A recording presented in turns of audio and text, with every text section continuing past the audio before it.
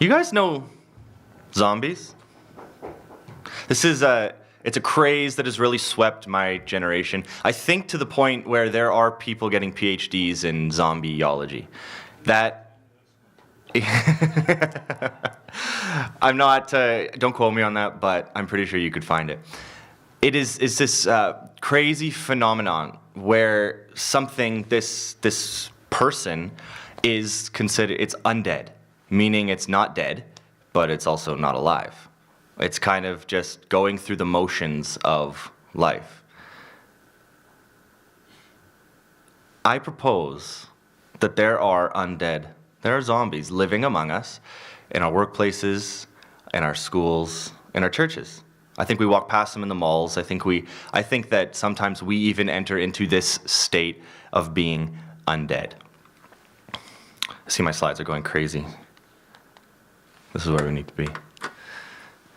Hopefully we never have to see this sign, but in reality we should be walking around with these because there are people who are missing a very significant part of life and is leading to this undead situation that we're going to dive into a little more. So I've primed you with zombies. Hope mostly you guys don't take off, but be aware there are zombies living among us. I want to talk about man's function. Sounds like when I say man, I mean humanity's function today. What did God make us to do? What was God thinking when he created man? But to do that, we've been looking at Proverbs. We've been kind of looking at how Proverbs relates to our wealth, and today we're kind of attacking it from a different angle as we talk about work.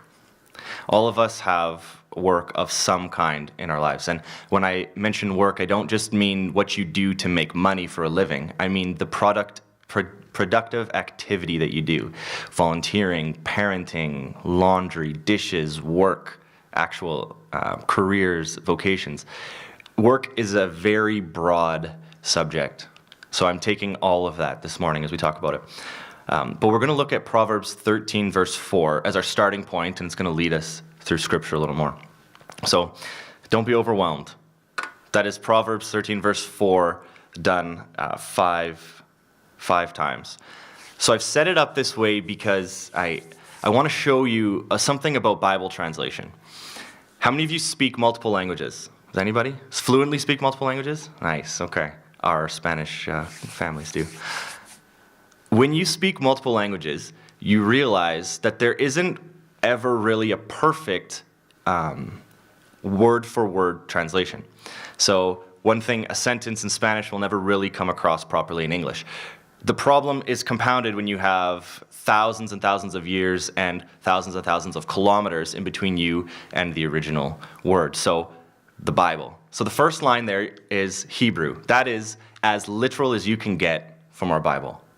I won't read it for you because I would just insult our Jewish brothers and sisters. But that is as literal as you can get. The next line down, we have the English Standard Version and the NASB.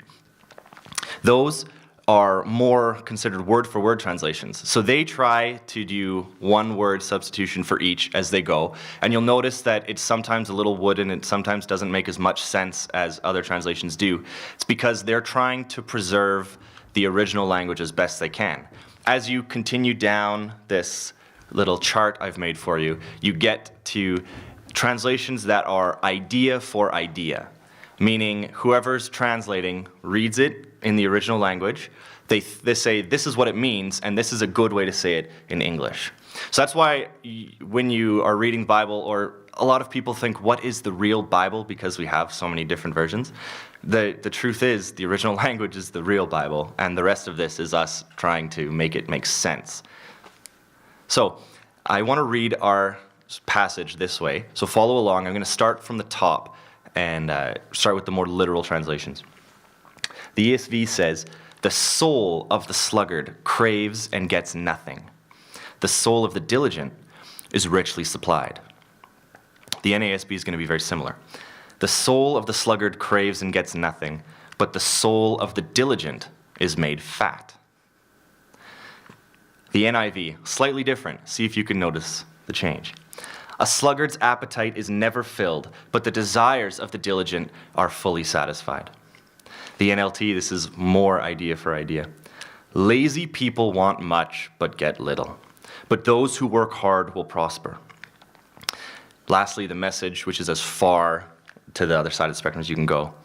Indolence wants it all and gets nothing. The energetic have something to show for their lives.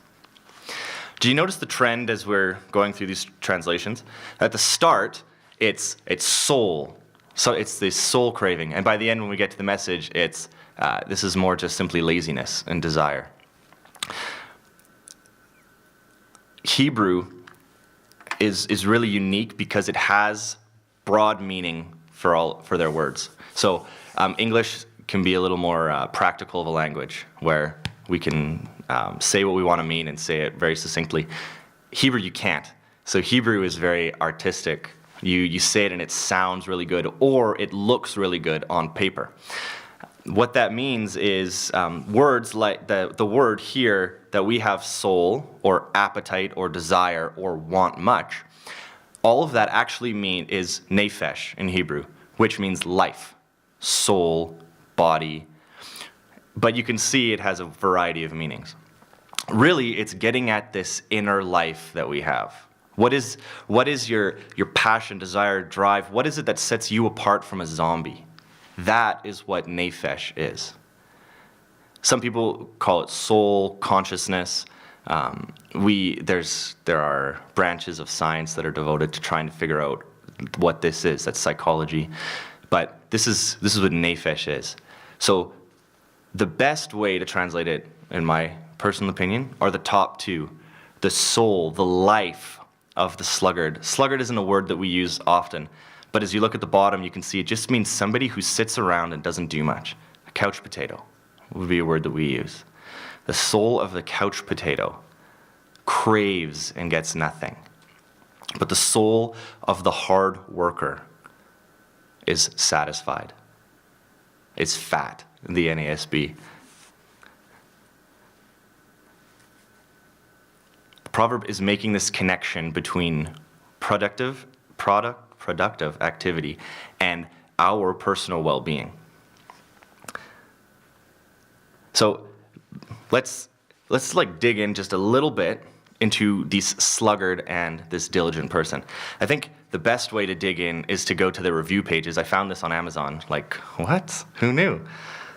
So as we go through this, in reality, people aren't this holy on Amazon that they post Bible passages. But these are some things that Proverbs says about the sluggard. So let's try and build a picture of who this couch potato, this sluggard person is. Only getting 1 star, so I don't recommend hiring him. But let's see what Jasmine says. June 5th, she came across the sluggard, and she said, the neighborhood's gone downhill since he moved in. Maybe you've lived beside a renter like this. This is actually Proverbs 24, verses 30 to 34. I passed by the field of a sluggard, by the vineyard of a man lacking sense. And behold, it was overgrown with thorns. The ground was covered with nettles, and its stone wall was broken down. Then I saw and considered it. I looked and received instruction. A little sleep, a little slumber, a little folding of the hands to rest, and poverty will come upon you like a robber, and want like an armed man. Truthfully, I may have lived in the rental house that they're describing here in the past. That's my confession. AB, nice nickname, AB came across the sluggard on June 20th. Didn't have anything good to say either. Completely unreliable. Can't trust him to get anything done. From Proverbs 10:26, like vinegar to the teeth and smoke to the eyes, so is the sluggard to those who send him. I don't think I need to explain that anymore. We have all been sitting around a campfire and that smoke has poured into our eyes. And we yell, white rabbit, or whatever your trick is to get rid of the smoke. The sluggard is like smoke to the eyes. Last one, Daniel Mason. He has some advice for the sluggard, coming out of Proverbs 6 to 11. Somebody needs to knock some sense into him, Daniel thinks. Go to the ant, O sluggard. Consider her ways and be wise. Without having any chief, officer, or ruler, she prepares her bread in the summer and gathers her food in harvest. How long will you lie there, O sluggard? When will you rise from your sleep, a little slumber, a little folding of the hands to rest, and poverty will come upon you like a robber, and want like an armed man. There's this repeat theme throughout the Proverbs regarding the sluggard, the inactive one. What does Proverbs say about the diligent one? 5 stars. So this is somebody you want on your team. Flying Jeff on May 31st said, quoting Proverbs 10, verse 4, "A slack hand causes poverty, but the hand of the diligent makes rich." All right. The hand of the diligent makes rich. There's some connection between wealth and working hard in Jeff's mind. Travis Jordan wrote on May 25th from Proverbs 12:24, "The hand of the diligent will rule, while the slothful will be forced to labor." It was interesting that it was a lot easier to find stuff about the sluggard than it was about the diligent in Proverbs, by the way. Proverbs is more warning against inactivity than against necessarily being diligent and rich. But that was a nice little, there's your picture of who the sluggard is and who the diligent are, and in a nutshell, what Proverbs says about the two. So let's bring it back to Proverbs 13, verse 4. Because this verse, more than any of the others, connects with this life, with nephesh, with our soul, with what our desire and what's really going on inside of us. So the sluggard is like the zombie. And I say that we have zombies among us because I think there are people who are lacking this life, lacking fulfillment as they go about living. And part of it is because they cannot find some productive activity in their life. So that begs the question, what is the connection between work and nephesh, between passion and desire? So I wonder if you have ever had this personal experience with the connection. Have you ever felt more alive after you've done some work? And I don't just mean your 9-to-5 job. I mean your work. Getting together with a bunch of people to volunteer somewhere. Going to the gym and doing some exercise. Building something in your home. Maybe fixing that leaky pipe that is backing up your toilet. Actually enjoying your day at work when you didn't have distractions from other people, you didn't have interpersonal conflict, but you just had your work. Have you ever just felt refreshed after a day of working? Proverbs seems to think that there's some connection between these. So I think to understand this more fully, we should go back to Genesis 2. Drew it myself. Genesis 2 is like part 2 of the creation story. In Genesis 1, we have this beautiful poetic encounter of God meeting creation, speaking everything into existence, giving man his image, making them rulers over creation. And then Genesis 2, it's kind of like it stopped and rewound. And we're hearing the story on the ground. There's boots on the ground, and somebody is actually watching what God is doing. So I'm not going to read it all for you, just for the interest of time. But I'll walk you through this. This is Genesis 2, verses 4 to 15. Take some time and read it later this morning. But follow along now. It says this, it starts by saying these are the generations of the heavens and the earth. This is where the heavens and the earth came from. And before there was any vegetation, trees, bushes, anything on the earth, before there was any rain, before there was really life, God watered the ground with a mist that would just come up. God took care of the earth that way. Does this mean there was grass? We can't really be sure. I like to picture just a barren field. There's some grass and lots of dirt patches, but there's not much life on the earth yet. And then God stoops down to the ground and he picks up a handful of dirt. And he starts to form. And at first, it looks like just a dirty old mud ball that, your kids have with Play-Doh. But then legs and arms start to come out, and it starts to grow, and he gets a little more intricate and starts to give eyes and facial features, hair. And suddenly, he has Adam. We call him Adam, but the truth is, in Hebrew, it's Adam, human. And he takes human and he breathes into his nostril, specifically breathes into his nostril. And this man becomes a nephesh, a living creature. There's something different about this man and the animals that are around him, and the trees that are around him, the birds in the sky. This man has received the breath of God.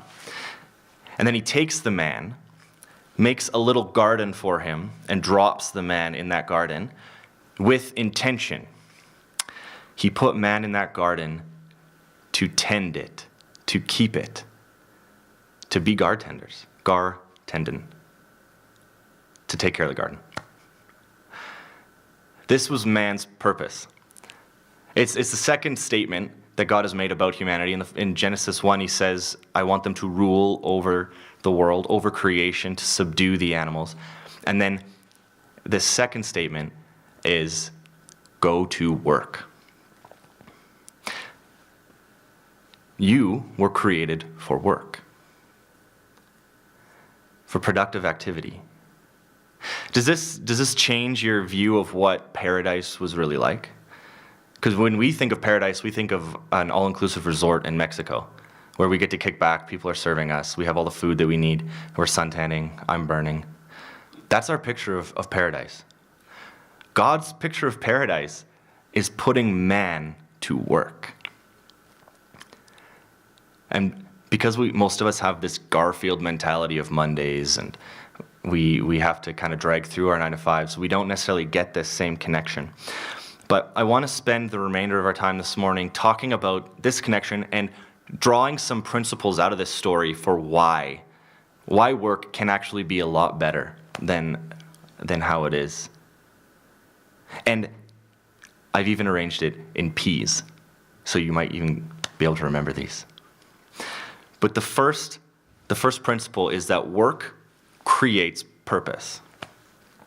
Work creates purpose. We were created to work, and that work gives us purpose. Do you think that humans need purpose in life? Do you need purpose in life? I have a nephew, 2 years old, well, 3 years old now. He just has, I think, hopefully he's left the why stage. You parents might know better, but he hit this stage of why? Silas, clean up your toys. Why? Silas, we're going to Nana and Papa's. Why? And any of you parents or anybody who's been around kids, you've noticed this stage. Why? And it gets kind of annoying after a while. There's no kids here, so we can say it. It gets annoying. But really, that kid is touching on a deeper part of his humanity, this purpose. We are created for purpose. We're created to be purposeful beings. And this toddler is recognizing that. I work with clients who are overcoming addiction and homelessness quite a bit. And I witness this all the time. There's a debilitating effect of inactivity amongst them. Oftentimes, the biggest thing they have to overcome is just simply getting out of bed and going out the door.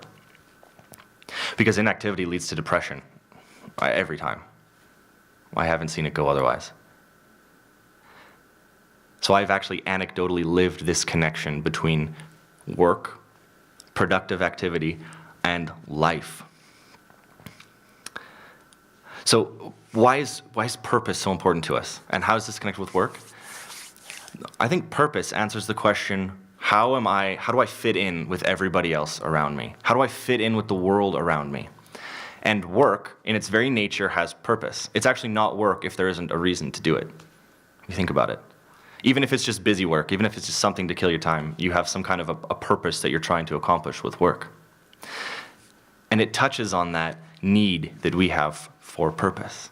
This is why God created the humans to work in the garden. He knew if they lounged around all day that things would go downhill real quick. But work gives us purpose. So in your work, do you find that purpose? And I don't just mean big overarching life purpose. We find our life purpose in the story of redemption. But our little slice of it now is your job. Do you have your purpose in your job? Do you know how you fit into your organization as as an organism like your company is? Do you kind of understand how your role impacts other people around you? Because this is all a part of purpose. What about your non-income related pursuits? Volunteering or parenting, domestic work. Do you understand the purpose in all of that? Because work gets very dry, very draining quickly if you do not recognize the purpose behind it.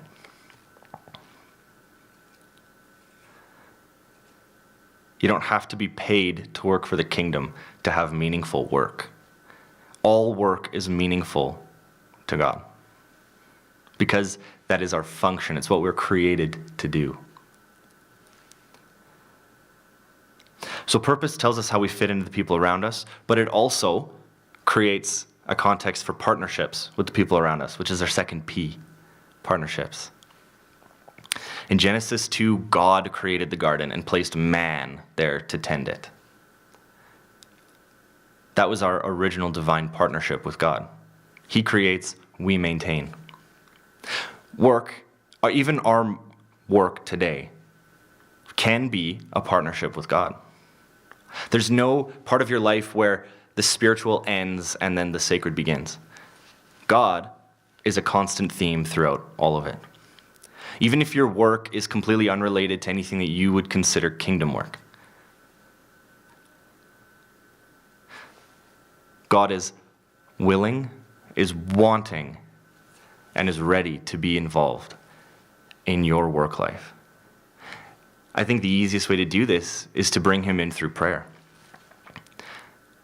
Whether it's praying about situations at work, praying for people at work, praying, just worshiping God as you work.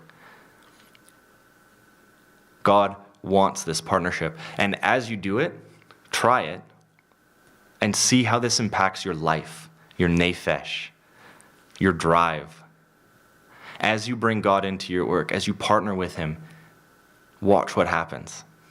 Because if we're reading Genesis right, it means you'll feel more alive. Work will be more interesting.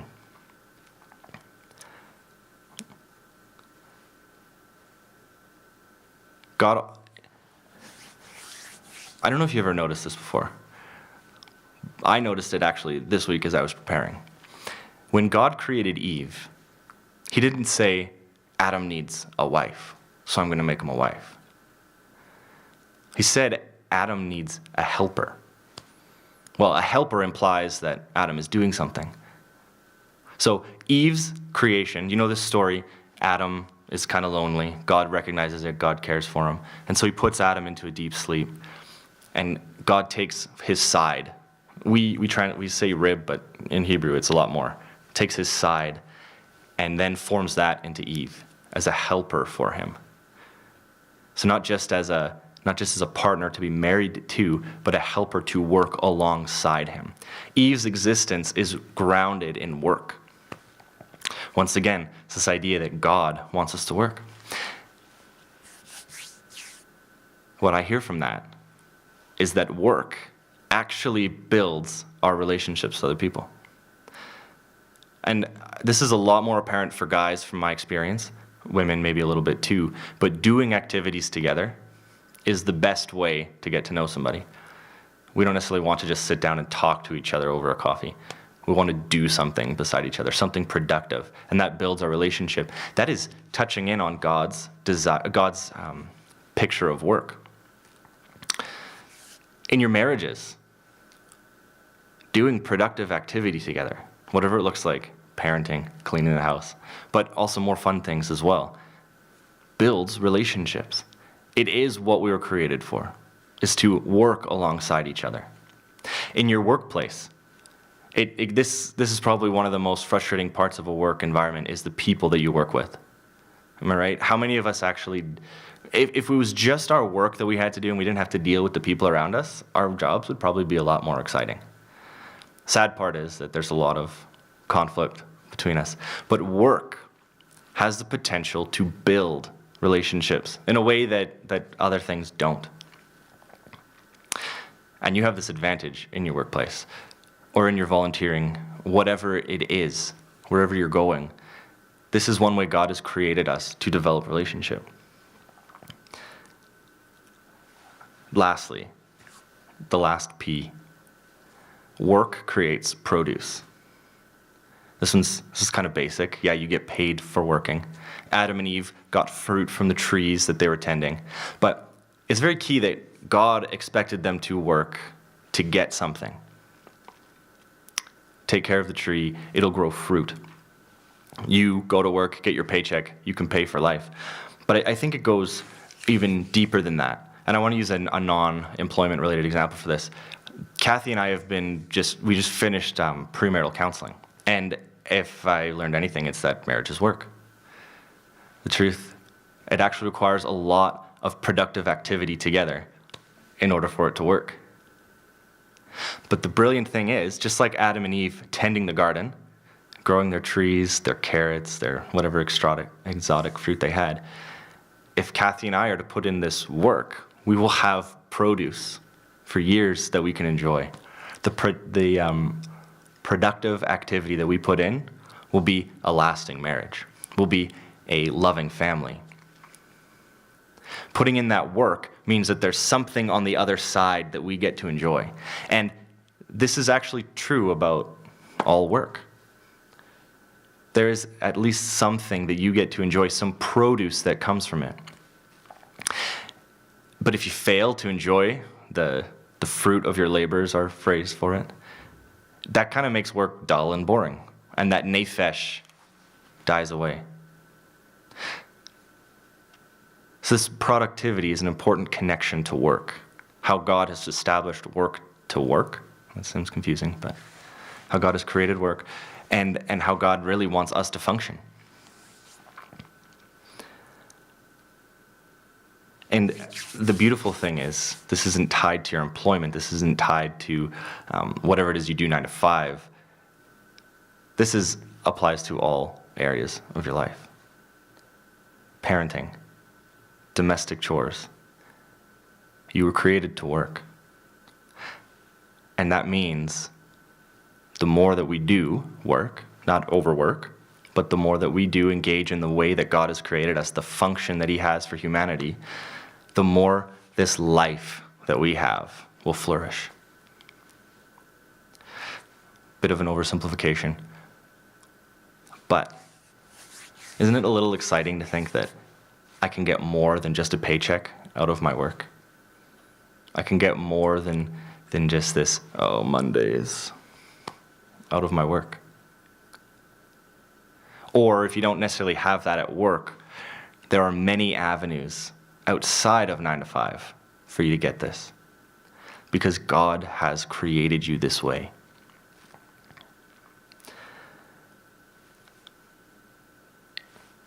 In conclusion, favorite words of a sermon. In conclusion, because we were created to work, our lives will thrive when we diligently apply ourselves to work. This work can come with a paycheck or not, be at home or in the community. It can be inter or intra-personal. Either way, work improves our lives by giving purpose to them, creating partnerships that we can foster, and leaving us with produce to enjoy.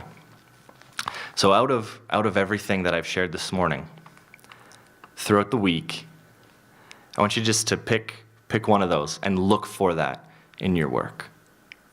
Purpose. If you're lacking purpose, look for purpose in the work that you do through the week. If you're lacking partnership, look for partnership. Look for ways to partner with God and with other people in your work through the week. If you're lacking produce, just enjoy the fruit of what you've been working on this week. And see how that affects this nephesh, your life, your passion, desire, the thing that sets you apart from a zombie. I'm going to pray for you guys as we do this, and I'll get the worship team to come back down.